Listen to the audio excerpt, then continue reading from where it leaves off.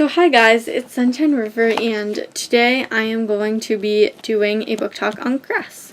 So I've been putting this book talk together for the past few days, and it does contain spoilers, just so you know, so you have been warned. So going into Cress, I was concerned there would not be enough intrigue in it, as most of the mysteries in Cinder and Scarlet had already been solved. But I did find there to be less mystery in Cress, but I also found plenty of room for predictions. Like with the previous books in the series, I thought there was the right amount of action and romance. I enjoyed getting to know both more the world of 126 TE and the characters better. In fact, I think even more characters' perspectives were in Cress than in Scarlet. In Cress, there was Cress, Cinder, Scarlet, Kai, Dr. Erland Thorne, Aiko, Sybil Mira, and Levana. The thing is, it does take away a bit from the potential mystery of the plot because the reader figures out a lot from all the different perspectives. However, I think with the Lunar Chronicles it works well because there are so many characters that getting to know each of them and see what they're thinking is really fun, and there's still enough intrigue in the series. Now, while I do not think there was as much mystery in Cress as in Cinder and Scarlet, there were still some reveals. I wondered about why shell children were being kept alive, and when Dr. Erland realized that the plague had been engineered by Levana's predecessors as a weapon against Earth, and that the shell children were being used to find an antidote, it all made sense. It's definitely something Levana's power-hungry family would do. I also was taken by surprise when Gina and Niels took Cress hostage. I just didn't suspect them to be bounty hunters, so I guess I'm naive. Another thing I didn't see coming was when Jason was loyal to Winter, and not Cinder. I'm excited to learn more about how he became so attached to Winter when I read Winter. However, there was one thing I figured out very early on, and that's that Cress is Dr. Erland's daughter. And I think the reader's supposed to figure that out a bit before Dr. Erland does, so I'm not really sure if I figured it out earlier than intended, but I figured it out on Cress page 13. So, I was first I was wondering if shells were associated with crescent moons, because Cress's full name is Crescent, and then on Cinder page 243, Dr. Erland referred to his late shell daughter as my little crescent moon. So, then that was when I realized that on Cinder page 243, Dr. Erland said his daughter would be about Cinder's age, and on Cinder page 317, Cinder was communicating with Cress over the decom chip, and it said Cress must have been close to Cinder's age. So Dr. Erland also called his daughter Crescent Moon capitalized, and I realized that that might actually have been a proper name. And one more thing I thought of was that Cress and Dr. Erland both have blue eyes. And because on Cinder page 318, Cress's eyes are said to be giant and sky blue, and Dr. Erland's are described on Cinder page 95 as bluer than the sky. So that was when I pieced together that Cress was Dr. Erland's daughter, and his daughter wasn't dead as he thought she was. And so at that point I was decently confident in my theory. And then on Cress page 113, Thorne said how Cress was even shorter than he'd realized. And I sort of thought, so Cress is very short, and I guess Cress and Dr. Erland are the short characters. And then I realized that was one more physical appearance similarity between them, like the sky blue eyes. So by then I was near positive that Cress was Dr. Erland's daughter. And then on Cress page 332, Dr. Erland was thinking about his wife, and his description of her displayed the similarities between her and Cress. Dr. Erland said his wife had honey blonde hair, and Cress had blonde hair, and Dr. Erland said his wife's hair became frizzy when humidity was injected into Luna's atmosphere. And on Cress page 73, Cress mentioned that her hair would dry frizzy no matter how she coddled it. So I realized Cress probably gets her hair from her mother. And then on Cress page 333, it's pretty much confirmed that Cress is Dr. Erland's daughter. He sees the resemblance between his wife and himself, plus he thinks about how Cress was given to Thaumaturge Mira, and that fits with how Mira hid Cress with those other shells, and when Cress got good at hacking, put Cress on the satellite, which Cress explains to Thorne on pages 152 to 155. So then on Cress page 336, it was officially confirmed that Dr. Erland is Cress's father. And at that point, I also realized that on Cinder page 318, it said that Cress has a sweet heart-shaped face. And on Cress page 332, Dr. Erland said his wife's face was heart-shaped. So that was another similarity. And another thing I want to address is the languages existing in 126 TE. So in my Scarlet book talk, I speculated that there was probably one main language everyone spoke, and other languages were less commonly used but still existed. So then in Cress chapter 24, my guesses were confirmed. On page 211, the man, who turned out to be Quinn, first spoke to Thorn and Cress in a foreign language, and Cress didn't understand his words. So then the man said universal then, in what Cress described as a thick accent that still made it a struggle to capture his words. So it seems the universal language is the language, everyone on both Earth and Luna speaks, and Quinn's clearly not a native speaker, made evident both by his accent and by the way he stumbled over the language on Cress pages 211 to 212.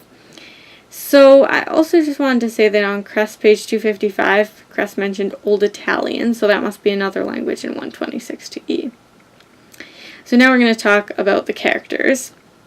So Cress turned out to be imaginative, timid, and selfless, and risking her own safety in order to warn Cinder about how Kai shouldn't marry Levana, which was for the good of everyone. And while Cress was typically timid, she was occasionally bold, such as on page 294 when she attacked the bounty hunter, and on page 331 when she swung her elbow into Dr. Erlin's jaw. So on Cress page 270, Cress saw what she thought was Thorn flirting with a random girl, and she ran off and then sobbed.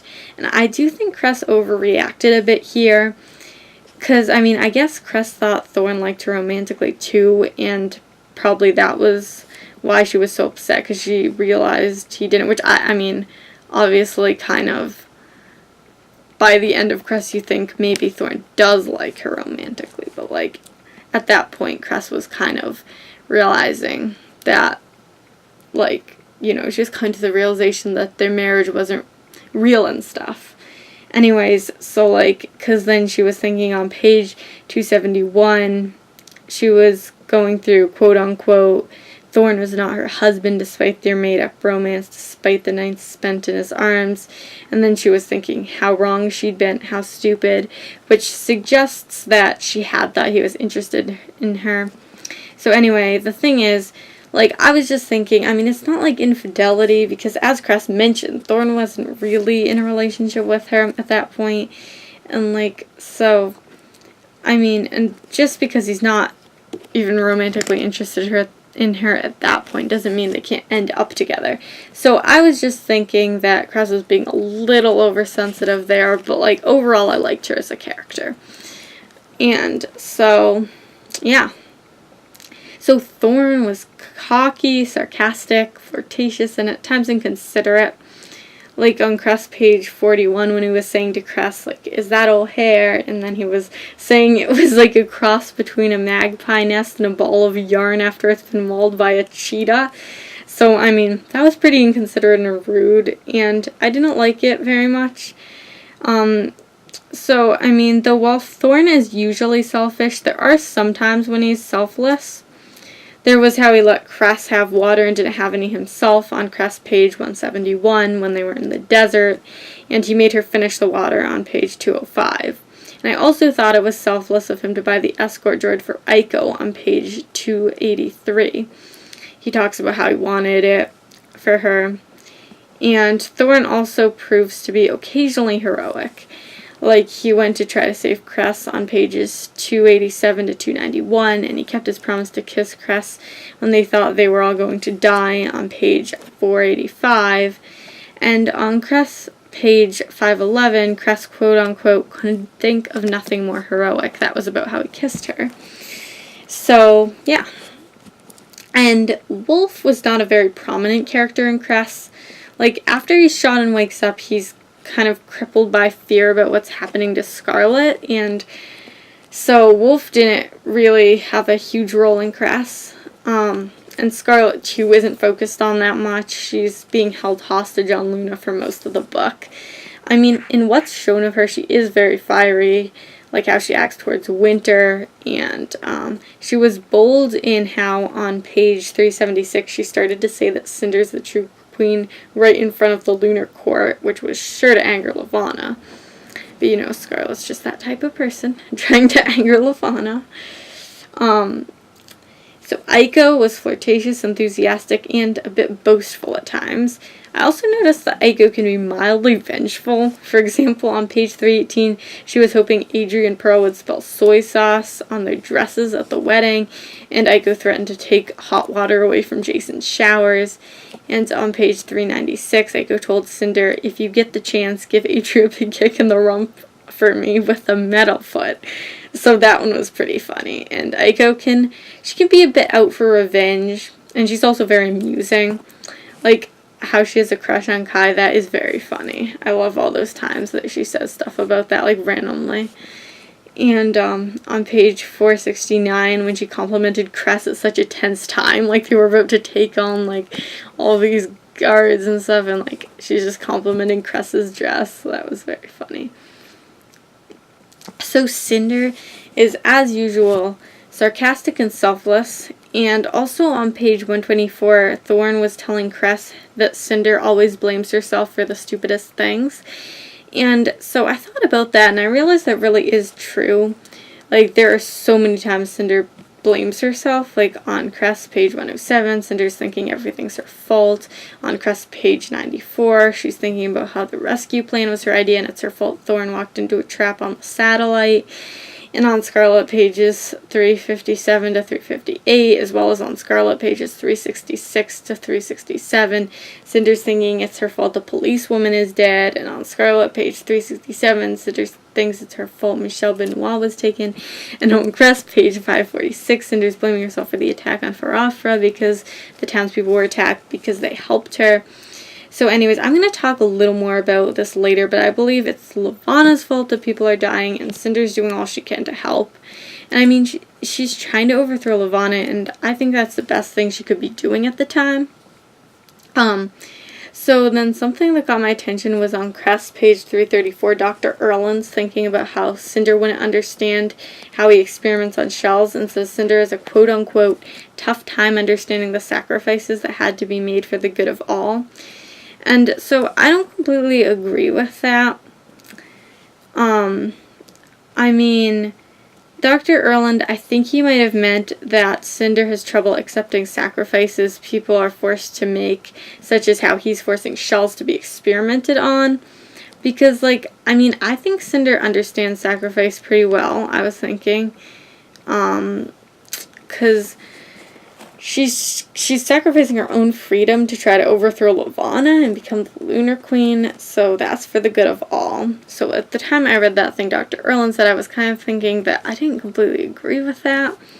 And then on page 393, Cinder's understanding how her plan to stop the wedding will start a war, and in this instance she's understanding the sacrifice that will have to be made to stop Levana, the sacrifice being war. And the thing is, with this sacrifice, Cinder's understanding, there will be war, and everyone on Earth and Luna will become wrapped up in the war, and some will unwillingly become wrapped up in it. So, in that case, Cinder's understanding a sacrifice that some people will be forced to make, which does provide a counter to Dr. Erland's prior observation. What I was thinking about that, you know, that she doesn't understand sacrifices that people are forced to make. And I mean, it provides a counter to even her not understanding sacrifices. However, on Cress pages 547 to 548, Cinder is upset about sacrifices that had to be made.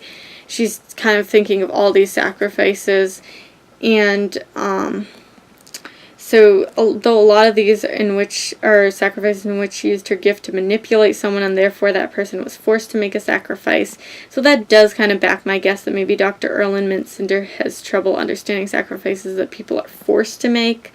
So there's evidence both towards and against Cinder understanding sacrifice, or sacrifice that people are forced to make. But ultimately, I do think she has trouble understanding sacrifices people are forced to make. But I think she does sacrifice herself a lot, so I think she's very selfless. So another thing about Cinder is that she doesn't want to do things Levana would do, and I really admire that about her. So on Crest page 404, Cinder feels guilty for having manipulated Adri, because, quote-unquote, it was something Levana would have done. So, when Cinder is using her gift to manipulate Adri into feeling guilty, remorseful, and shameful, it is an unjustified use of glamour, because it was unnecessary, and Cinder herself reflected on this like when she saw herself in the mirror in the elevator on page 404, she quote-unquote felt horrified of who she saw in that reflection. And Cinder then thought, because what she'd done to Adri, twisting her emotions against her, forcing her to feel guilt and shame for no other reason than Cinder's own terrible curiosity, her own burning desire for retaliation. It was something Queen Levana would have done. So I agree with Cinder that she shouldn't have done that, used Adri like a puppet for her own wants, and it was unwarranted and wrong. So I really hope Cinder doesn't do something like what she did to Adri again. However, I understand that Cinder despises Adri, and rightfully so, because Adri was cruel and cold and mistreated Cinder for years. It's just that Cinder shouldn't get her revenge on Adri in the way she did. And like I've said before, I really admire Cinder's integrity and how she almost always only uses her glamour for justified uses. And on Scarlet, page 53, Cinder thought, quote-unquote, she didn't want to be one of those lunars who took advantage of her powers just because she could. So from Cinder's reflection on what she did to Adri, it's clear that Cinder thinks what she did is wrong, and everyone makes mistakes, so I believe in Cinder and that she won't go down that path to selfishness and cruelty and hatred. So, I believe she's better than that. So then on Cress page 531, Cinder's tempted to use glamour on her cyborg hand, but she doesn't because it would be stupid and something Queen Levana would do. And on pages 547 to 548, Cinder's pointing out all these instances where she thinks the way she manipulated people was wrong, and she's scared she's turning into Levana. So I think her uses were justified because they were for the good of all.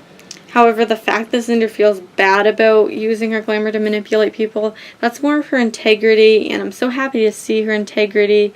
And, Cinder's different from Queen Levana that way. She doesn't like manipulating people. And, so Cinder also brings up how she tortured Sybil Mira. And so she tortured Sybil Mira on Cress pages 483 to 488, though she doesn't reflect on it till later. So on page 548, Cinder's telling Kai how she almost enjoyed torturing Mira. But Cinder's really upset and, she shuddered as she was explaining it. So I think it's perhaps just in the DNA of Lunars to enjoy torturing people. On Cinder page 240, Dr. Erland said himself that it's in Lunar DNA to use their glamour. And not using it causes depression, hallucinations, and possibly madness. So I think it's not like Cinder to enjoy torturing people, so I'm thinking that perhaps it's just her lunar DNA. And in my opinion, if Cinder could have been able to control her DNA, then torturing Mira would not have been justified because a quick death would have been more merciful. However, I don't believe Cinder wanted to like torturing Mira. And, overall, Cinder's different from Queen Levana because she doesn't want to be like her, and Cinder feels bad about it when she hurts people or misuses her glamour. So on Cress page 227, Cinder thought of how she kind of likes being, rather than brave, beautiful, and blinding, just Cinder. And that again shows that Cinder's different from Queen Levana because Levana wants people to bow to her every wish, whereas Cinder just wants to be normal. So Kai is a selfless person. On Cress page 309, he decided to end the cyborg draft. And on page 312, he says he anticipated criticism and backlash for the decision. So that means he made the decision at his own expense in order to save cyborgs. And in addition to showing his selflessness, Kai's decision to end the cyborg draft revealed his strong moral principles. And so I believe the cyborg draft was justifiable only while Dr. Erland was trying to find Princess Celine because he knew that if he found her, and he did, that would be for the good of Earth and Luna. However, I agree that not knowing the true reason for the draft is not justifiable, and now that Dr. Erland has found Celine, it's very good Kai stopped the draft. So also, as I've said before, Kai can be a bit reckless in expressing his distaste for Levana. And on another note, I thought it was kind of Kai to console Cinder on Cress pages 546 to 548. So Dr. Erland was selfless, but he could be mean at times. On Cress pages 181 to 182, I didn't like how he acted. I get that Cinder and her friend's plan was flawed, but Dr. Erland shouldn't have mocked them the way he did on page 182, saying to Cinder, "For a moment I thought you were one of my hallucinations, as surely your plan couldn't be that stupid." And, Dr. Erland totally asked for it when Cinder said, "So please enlighten me, O wrinkled one." I kind of snickered at that comment there. because Cinder was kind of poking at the fact that Dr. Erland was acting so superior and calling the plan she and her friends made stupid. So I do think it's really sad that Dr. Erland wanted to be a father so badly, as he talked about it on page 473, and then he never got to raise a child. And it's sad that on pages 474 to 475, Cress never told him she loved him too. But at the same time, I can see how Cress didn't tell him she loved him because she really didn't know him. I found Jason to be very rude and didn't like him too much, particularly on pages 318 to 319. He annoyed me a lot. First, he inconsiderately said something offensive about Aiko, commenting your ship, Aiko, has some pretty messed up priorities. And then he relentlessly teased Cinder, and when she asked him why she'd want to go to the wedding, the obvious response was that she was going to the wedding to try to stop Levana from gaining control of the Commonwealth. Jason responded, "One more fling with your toy before he becomes Levana's property. You were swooning over him an awful lot at that," and that was when Cinder punched him. So, I think Jason, honestly, I think he deserved it. I mean, then he continued to poke at Cinder. He was saying, "Did I hit a nerve or was it a wire that time? You have plenty of both," which is making fun of her cyborg status. And then he said, "You do have some fried wires." So, I mean, those jabs made me very frustrated with Jason. He's quite a frustrating kind of guy. Queen Levana and her entourage are certainly cruel and selfish. And while they are very scary, they have become less mysterious, as by now, lots about them and Lunars in general has been revealed. So, and then Winter, since she hasn't used her glamour since she was 12, she started to have visions, so she's a little odd. From the glimpse I got of her, though, she seems to be kind. On Cress page 518, it's revealed that she saves pets by pretending they're her pets but making them her friends. And she was also kind on page 520. She gave Scarlet the candy medicine, which was revealed to work on pages 524 to 525. So, as I said earlier, I am now going to talk about guilt a bit. So, lots of characters on the Lunar Chronicles feel guilty at different times. On Cress page 5, Cress is thinking that the attack on Earth was her fault. On Scarlet page 412, Kai thinks the attack is his and Cinder's fault. On Cress page 107, Cinder's thinking about how it's her fault that Levana's killing so many people because Levana is searching for her. So I believe Levana is the true cause of all the death and destruction. On Cress page 198, Kai even says it was Levana and not Cinder who attacked Earth, and I definitely agree. I can see how Torin, who barely knows anything about Cinder other than what the media says, would believe she has bad intentions. But knowing Cinder, I don't blame her for what's happened, and I'm glad Kai doesn't either. On Cress page 546, Kai's telling Cinder that the things Levana has done are not her fault, not Cinder's fault. And I totally agree with Kai there too. However, a lot of people do have a tendency to blame themselves or throw blame where it doesn't belong in general. So, yeah. Now I'm going to talk about the theme of how lying and deceit should be avoided if possible, but are sometimes necessary or justifiable. So first off, all the times when glamour is used in order to help Cinder and her friends stay disguised or escape capture, all those times are justified. And this usually means Cinder using her glamour or brainwashing, though in chapter 41, when the Commonwealth military members come to Farafra, Dr. Erland and many townspeople use their glamour as well. So all those uses to save Cinder and her friends are justified because Cinder and her friends need to survive so they can have Cinder try to overthrow Levana. So on Cress pages 19 to 20, Thorn provokes Cinder, saying how he used to think that princesses wore tiaras and hosted tea parties, and now that he'd met a real princess, he was kind of disappointed. So Cinder uses her glamour to trip Thorn, and Cinder's use of glamour in that case was obviously not doing any serious harm other than a playful tripping. Cinder offered a hand to help Thorn up afterwards, so I found the incident rather amusing, and Thorn got what he was coming to him. So on Cress page 77, Cress lies to Sybil about not having made any more progress on finding Cinder, and that lie's justified because it is to help the crew of the Rampion avoid being found and killed.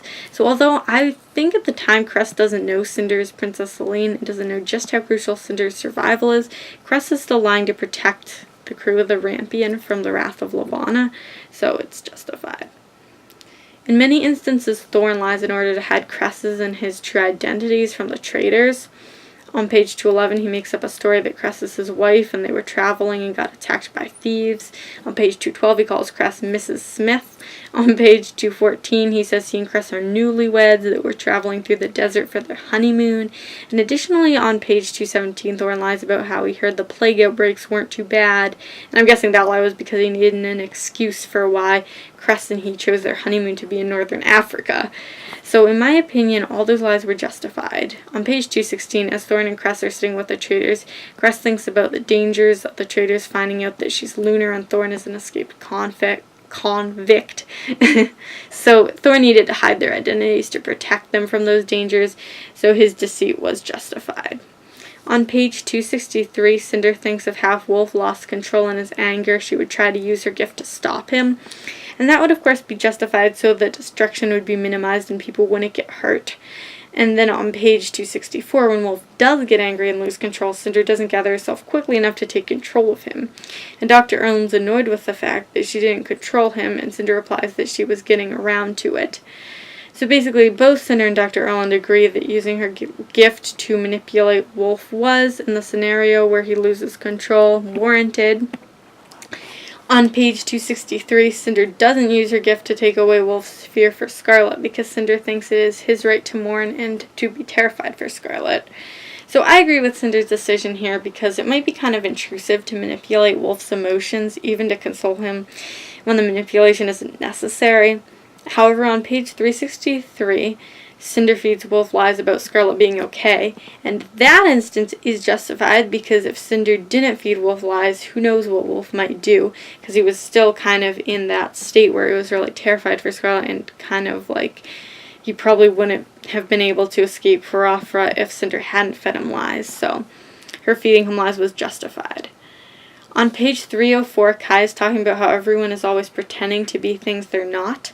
And I found that very true and relatable. In fact, tons of people in 2016 as well pretend to be things they're not. And I believe it isn't really justified, but it's kind of part of human nature, having pride and wanting to come off as things like better than you really are. And so, of course, some people are much more proud than others. I mean, Kai mentions politicians in particular, and I definitely agree that politicians tend to get caught up in lies and pretending to be things they're not. So on pages 363 to 368, Cinder controls Wolf, and this is a justified use of her glamour because she's trying to get him out of Farafra safely. And when Cinder explains this to Wolf on page 370, he even says he knows and understands. And he also says no one should have that sort of power. But I think he means he just wishes Lunars couldn't control Earthens because then Levana wouldn't be so powerful. So there wouldn't be this whole situation of Levana taking over in the first place. So, I mean, I think Wolf too agrees that in the situation, Cinder's use of glamour was justified. On pages 371 to 372, Scarlet thinks about how Charleston is learning how to use his gift, and he's doing that by torturing her. So Charleston's use of glamour to torture Scarlet is unjustified because he's only doing it to hurt her for his own amusement. So, I mean, since Charleston's doing it to try to practice his gift, I mean, the thing is, he could do it on someone willing and use the glamour to do something other than torture them. So, therefore, practicing glamour by torturing Scarlet is unnecessary and cruel. So, on Cress pages 377 to 380, Sybil uses her gift to manipulate Scarlet into holding the hatchet over her hand and cutting off her pinky finger. So this is obviously cruel and unjustified use of glamour. But I mean, Sybil's a cruel person, so you can't really expect what she does to be justified. So in my Cinder book talk, I had said that Cinder was justified in keeping her cyborg status a secret from Kai because it was her personal business, and I also mentioned that if she told him, he might not have gotten romantically attached to her, and so her deception allowed Kai to get to know her and like her. So my Scarlet book talk, I negated that because I thought that since in Scarlet Kai had been acting unprejudiced towards cyborgs, he wouldn't have minded Cinder's cyborg status. But now I'm back to say that my reasoning for my Cinder book talk was actually valid. So on Cress page 538, Kai admitted that he probably wouldn't have spoken to Cinder again if she told him she was cyborg. And I realized that actually Cinder had, if she'd earlier on told Kai that she was cyborg, he likely would not have ever become unprejudiced towards cyborgs.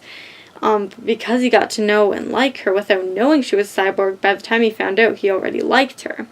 and knowing a cyborg was nice, caused him to question whether prejudices against cyborgs were even valid. So overall, I really enjoyed Cress, and also I actually didn't know the Rapunzel story very well before I read Cress. Little side note, I've had a deprived childhood, so I'm more familiar with Cinderella and Little Red Riding Hood. So when I was halfway through Cress, I actually looked up Rapunzel, and once I found out the parallels between it and Cress, that was fun, spotting the parallels. And so I guess I should probably figure out the Snow White story, so I'll be able to spot the parallels between it and Winter, because I don't know the Snow White fairy tale very well either. And so by the way, I will be reading Winter before Fairest, because I personally would rather read the main quartet before the prequel. But I know Fairest came out first, so I'm hoping it'll be okay to read Winter first. I also don't have a ton of summer left here, and I'm thinking better, personally, I would rather finish the main quartet first. So, I will probably be doing a book talk for Winter. So anyway, now it's past midnight. I started this August 13th. Probably around 11:30, bit past 11:30, and now it's 12:15. So goodness gracious, I went too long. Sorry if I bored you. Hopefully you'll see me in a Winter talk, and Sunshine River signing out.